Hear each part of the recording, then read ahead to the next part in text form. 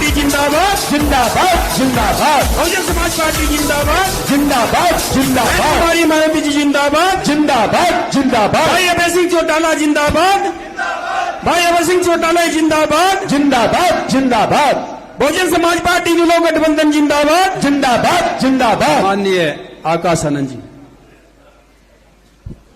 जय भीम। साथियों, आज यहां मौजूद मेरी सभी माताएं, बहनें, बड़े बुजुर्ग के साथ साथ आज यहां इतनी बड़ी संख्या में शामिल सभी युवा साथियों जिन्होंने अपने दिन में से आज इतना कीमती समय निकालकर हम सबको सुनने आए हैं, तो आप सभी का मैं एक बार तहे दिल से धन्यवाद करता हूं। और आज इस विशाल जनसभा को सफल बनाने के लिए जो हमारे बसपा और एनएलओ के सभी छोटे बड़े पदाधिकारी एवं नेतागण और हमारे मूवमेंट की जान, हमारे मेहनतकश कार्यकर्ताओं ने जो मेहनत कर आज इस सभा को सफल बनाया, तो आप सभी का भी मैं तहे दिल से धन्यवाद करता हूं। साथियों, मैं यहां हरियाणा में होने वाले विधानसभा आम चुनाव के संबंध में कुछ जरूरी बातें आप लोगों के बीच में रखना चाहूंगा, परंतु पहले मैं अपने सभी संतों, गुरुओं व महापुरुषों में से खासकर महात्मा ज्योतिबा फूले, छत्रपति शाहू जी महाराज, नारायण गुरु, पेरियार रामास्वामी जी, बाबा साहब डॉक्टर भीमराव अंबेडकर जी एवं मान्यवर साहब श्री काशीराम जी को नमन करता हूं।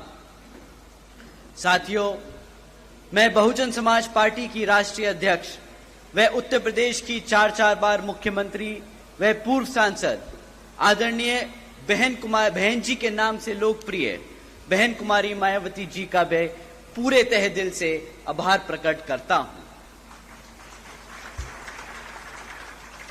साथियों, जिन्होंने अपनी पूरी जिंदगी बामसेफ, DS4 वे बीएसपी के जन्मदाता एवं संस्थापक मान्यवर साहब श्री काशीराम जी के बताए हुए रास्ते पर चलकर परम पूज्य बाबा साहब डॉक्टर भीमराव अंबेडकर जी के मानवतावादी व आत्मसम्मान व स्वाभिमान के मूवमेंट के कारवां को अपने आजीवन त्याग, तपस्या व कड़े संघर्ष के जरिए एक नई राजनीतिक ऊर्जा शक्ति प्रदान की है तथा उत्तर प्रदेश जैसे विशाल व महत्वपूर्ण राज्य में 4 बार अपनी पार्टी बीएसपी के नेतृत्व में सरकार बनाकर खासकर बहुजन समाज के लिए एक ऐसी मिसाल बन गई हैं जिससे प्रेरणा लेकर करोड़ों लोग यहां हरियाणा में भी सामाजिक परिवर्तन व आर्थिक तरक्की के मिशनरी कार्य से जुड़ चुके हैं। इतना ही नहीं बल्कि मैं खुद भी उनके इस नेतृत्व से प्रभावित होकर बीएसपी मूवमेंट से जुड़ा हूं और उनके पद चिन्हों पर चलकर इस मिशनरी दायित्व को, कर्तव्य को व फर्ज को अपनी आखिरी सांस तक निभाने की पूरी कोशिश करूंगा। साथियों, मैं हमारे alliance partner Indian National Lok Dal NLO के संस्थापक एवं पूर्व उप प्रधानमंत्री श्री चौधरी देवीलाल जी को तहे दिल से नमन करता हूं। साथ ही एनएलओ के राष्ट्रीय अध्यक्ष श्री ओम प्रकाश चौटाला जी और आज हम सबके बीच में मौजूद एनएलओ के महासचिव, राष्ट्रीय महासचिव और हमारे गठबंधन की ओर से हरियाणा प्रदेश के मुख्यमंत्री के उम्मीदवार श्री अभय सिंह चौटाला जी का भी तहे दिल से धन्यवाद और आभार प्रकट करता हूं। साथियों, पिछले 10 सालों से यहां पर हरियाणा प्रदेश में बीजेपी की सरकार चल रही है और अब चुनाव सर पर है, तो ये बीजेपी के लोग फिर से आपके बीच में आकर आपसे वोट मांगने का काम करने वाले हैं। परंतु साथियों, इस बार आप सबको वोट डालने से पहले इनसे कुछ जरूरी मुद्दों पर सवाल करना बहुत जरूरी है। साथियों, मैं आपसे जाति और धर्म के आधार पर सवाल करने को नहीं कहूंगा। मैं आपसे कहूंगा, इनसे सवाल जरूर करें शिक्षा पे, रोजगार पे और यहां हरियाणा में बढ़ती हुई महंगाई पे। साथियों, यहां मौजूद सभी मां बाप और युवा साथियों से मैं पूछना चाहूंगा कि क्या मिला है आप सबको शिक्षा के नाम पर इस बीजेपी की सरकार में? बताइए साथियों, पिछले बीजेपी की सरकार के चलते हुए पिछले 10 सालों से सरकार ने यहां पे 5000 से ज्यादा प्राइमरी स्कूल बंद करने का काम किया। साथियों, एक तरफ पढ़ने वाले बच्चों की संख्या बढ़ रही है और दूसरी तरफ भाजपा की सरकार हमारे प्राइमरी स्कूल्स को बंद करने का काम कर रही है।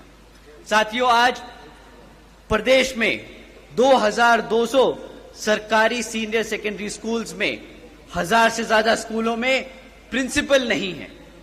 साथियों, जब आपके बच्चों के स्कूल बंद कर दिए जाएंगे और जब उन स्कूल बचे कुचे स्कूलों में और अगर पढ़ाने के लिए शिक्षक नहीं होंगे तो आप ही बताइए कि क्या यहां हमारे बच्चों के भविष्य से खिलवाड़ हो रहा है कि नहीं हो रहा है? आप ही बताइए, अगर इस तरह सरकार चलती रही तो क्या वो आपके बच्चों के भविष्य से खिलवाड़ कर रहे हैं या नहीं? बताइए, हाथ उठा के बताइए, आपको लगता है खिलवाड़ हो रहा है कि नहीं? साथियों, बीजेपी के शासनकाल के दौरान शिक्षा के नाम पर सिर्फ पेपर लीक की खबरें हमें आए दिन सुनने को मिलती आ रही हैं। साथियों, ऐसा कोई भी सरकारी डिपार्टमेंट नहीं बचा जिसकी भर्ती के परीक्षा के पेपर पिछले 5 से 10 सालों में ना लीक हुए हो। आप ही बता दीजिए, जो हमारे युवा साथी आज यहां मौजूद हैं, आपने कितनी सरकारी नौकरियों के लिए परीक्षा दी और कितनी आपके परीक्षाओं के जो दिए हुए पेपर हैं वो लीक हो गए और आपको नौकरी नहीं दी गई? बताइए, यहां मेरे जितने भी युवा साथी हैं, हाथ उठाकर बताइए। साथियों, हकीकत तो ये है कि बीजेपी हो या कांग्रेस, दोनों ही पार्टियों ने हमारे बच्चों के भविष्य के साथ खिलवाड़ किया है। एक ने सरकार में रहकर कुछ नहीं किया और दूसरा विपक्ष में रहकर भी हमारे बच्चों की शिक्षा के लिए आवाज नहीं उठा पाया। तो साथियों, आप बताइए, क्या ऐसी पार्टियों को हक है सत्ता में आने का दोबारा? बताइए, हक है कि नहीं? तो साथियों, आने वाले इस विधानसभा आम चुनाव में इसका जवाब आप यहां अपनी बीएसपी और एनएलओ पार्टी के सामने वाला निशान बटन दबाकर अपने यहां प्रत्याशी को जिताकर और हमारे अभय सिंह चौटाला जी को मुख्यमंत्री बनाकर उनको खदेड़ बहार कर ये जवाब जरूर देंगे। साथियों, एक तरफ बीजेपी और कांग्रेस की सरकार जो गरीब विरोधी नीतियों पर चल रही है और दूसरी तरफ हमारी आदरणीय बहन कुमारी मायावती जी की नीतियां हैं, जिसके तहत चलकर यूपी में बीएसपी की सरकार ने सावित्रीबाई फूले बालिका शिक्षा आशीर्वाद योजना चलाई थी। साथियों, आपको जानकर हैरानी होगी कि जिस तरह इस योजना के तहत 7 लाख से ज्यादा बच्चियों को 12वीं तक की शिक्षा प्राप्त करने के लिए 600 करोड़ से ज्यादा की लागत इन बच्चियों को अपने पैरों पर खड़ा कर एक उज्जवल भविष्य देने के लिए बहन जी ने उत्तर प्रदेश में खर्ची थी। और इतना ही नहीं साथियों, आदरणीय बहन जी ने अपने शासनकाल में यूपी में 5550 से ज्यादा प्राइमरी स्कूल्स का निर्माण करवाया था। इतना ही नहीं, पहली बार बहन जी ने हॉस्टल्स में गरीब वंचितों के बच्चों के लिए 27% आरक्षण का भी इंतजाम सुनिश्चित किया था। साथियों, एजुकेशन की बात है तो आपको जानकर हैरानी होगी कि इसके साथ साथ बहन जी ने, आदरणीय बहन कुमारी मायावती जी ने 6 engineering colleges, 2 homeopathic colleges, 24 polytechnic colleges, 2 paramedical colleges, 6 universities, 200 से अधिक इंटर व डिग्री कॉलेजेस और 550 से ज्यादा हाई स्कूल्स और 5,500 से ज्यादा प्राइमरी स्कूल्स और 100 से अधिक ITIs का बनाने का काम किया था। वो भी सिर्फ 5 साल में। तो आप सोचिएगा साथियों, जब आप अभय सिंह चौटाला जी को मुख्यमंत्री बनाएंगे तो वो आपके प्रदेश में कितने ही हजारों स्कूल खोलेंगे और आपके बच्चों को पढ़ने की इच्छा पूरी कराएंगे। साथियों, ये लिस्ट बहुत लंबी है कि कभी कभी सोचकर मुझे हैरानी होती है कि सिर्फ 5 साल में कोई इतना काम कैसे कर सकता है। लेकिन साथियों, अगर अपने समाज के लिए, अपने लोगों के लिए काम करना कोई चाहे तो असंभव काम भी संभव हो जाता है। परंतु जैसा कि आप जानते हैं, यहां बीजेपी और कांग्रेस की सरकार रही है, उन्होंने कितने दिल से यहां पर आपके बच्चों के प्राइमरी स्कूल्स, कॉलेजेस, यूनिवर्सिटीज बंद करने का काम किया है। तो उनकी असलियत, उनकी मंशा आप सब लोग समझते हैं। परंतु साथियों, बीजेपी की सरकार ने पिछले 10 साल में यहां पर हमारे बच्चों के रोजगार के लिए भी कुछ ज्यादा काम नहीं किया है। आपको जानकर हैरानी होगी कि आज हरियाणा में 40% युवा बेरोजगार घूम रहा है। इतना ही नहीं साथियों, पिछले 10 साल में सरकार में लगातार होने के 10 साल सरकार में होने के लगातार बाद भी आज 2 लाख से ज्यादा सरकारी नौकरियों के पद खाली पड़े हैं। तो साथियों, आप समझ जाइए कि एक तरफ 40% युवा बेरोजगार घूम रहा है और दूसरी तरफ सरकार के पास 2 लाख से ज्यादा पद खाली पड़े हैं।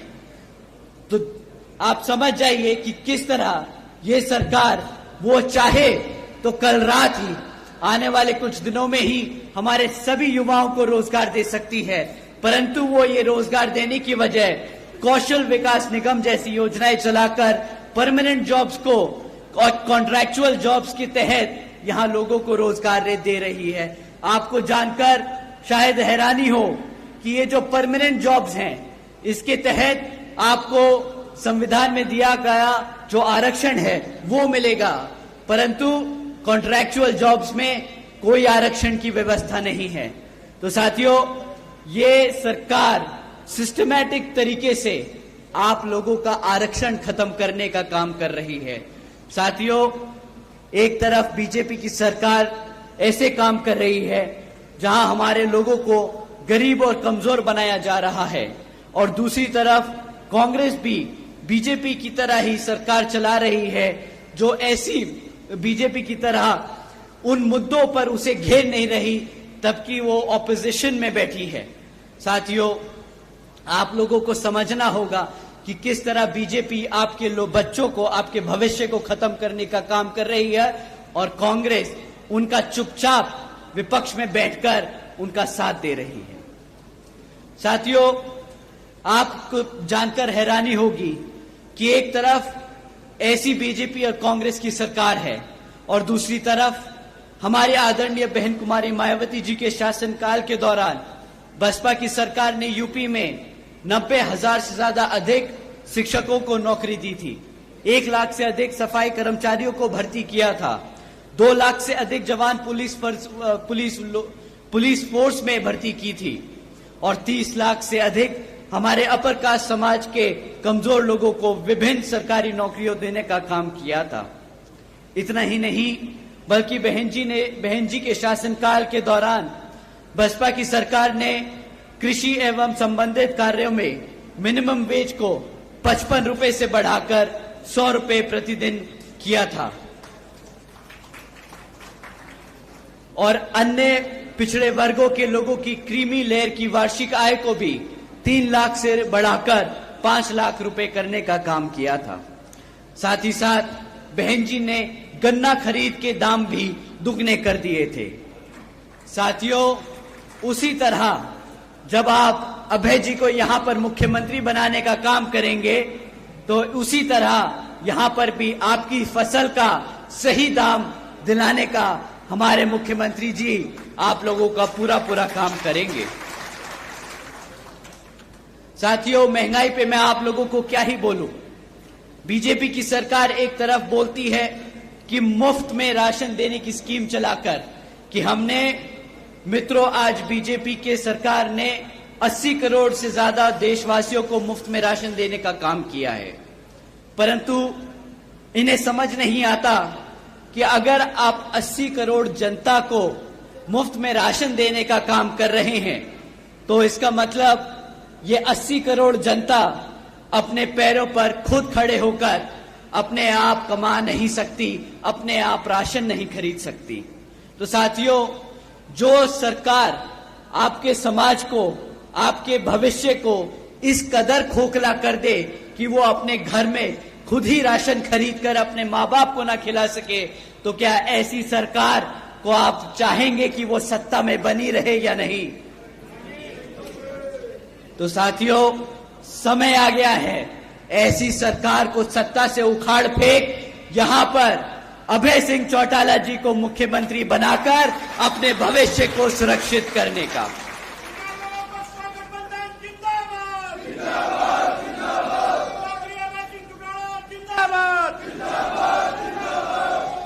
साथियों, इन्हीं कुछ जरूरी बातों के साथ ही अब मैं आप सभी लोगों से और मेरी तरफ से मेरे साथ साथ व खासकर आदरणीय बहन कुमारी मायावती जी की भी यही विशेष अपील है कि इस विधानसभा आम चुनाव में आप सभी लोग हर मोर्चे पर सावधान रहें। आपका वोट बहुत कीमती है, आपका वोट कोई खरीद ना पाए, आपका वोट कोई लूट ना पाए, आपका वोट कोई पढ़ने से रह ना जाए। जाति, बिरादरी, धन बल, मंदिर मस्जिद या किसी भी भावना आदि के नाम पर कोई स्वार्थ में अपने जाल में आप लोगों को फंसाकर आपके वोटों का दुरुपयोग ना कर ले, क्योंकि देश के हर एक महिला, पुरुष व युवा को वोट का अधिकार यहाँ परम पूज्य बाबा साहब डॉक्टर भीमराव अंबेडकर जी के अति महत्वपूर्ण देन है। और मैं आप सभी से ये भी खास अपील करता हूं कि आपके यहाँ जिन क्षेत्र में बीएसपी और एनएलओ के विधानसभा उम्मीदवार चुनाव लड़ रहे हैं, तो उन्हें आप लोग वोटिंग मशीन पर बीएसपी का हाथी चुनाव चिन्ह और एनएलओ का चश्मे का चुनाव चिन्ह के सामने वाला बटन दबाकर भारी वोटों से यहां जरूर जिताने का काम करें। और अब अंत में मैं अपनी बात खत्म करने से पहले एक बार फिर से आप सभी का तहे दिल से धन्यवाद करता हूं। आप सब आज यहां इतनी बड़ी संख्या में मौजूद हुए, आप सबका तहे दिल से धन्यवाद। जय भीम, जय भारत।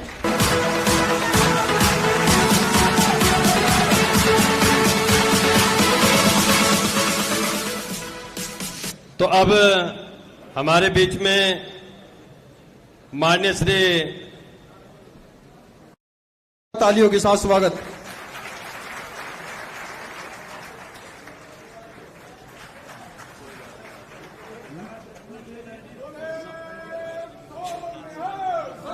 श्री अकाल वाहेगुरु जी खालसा, वाहेगुरु जी फतेह।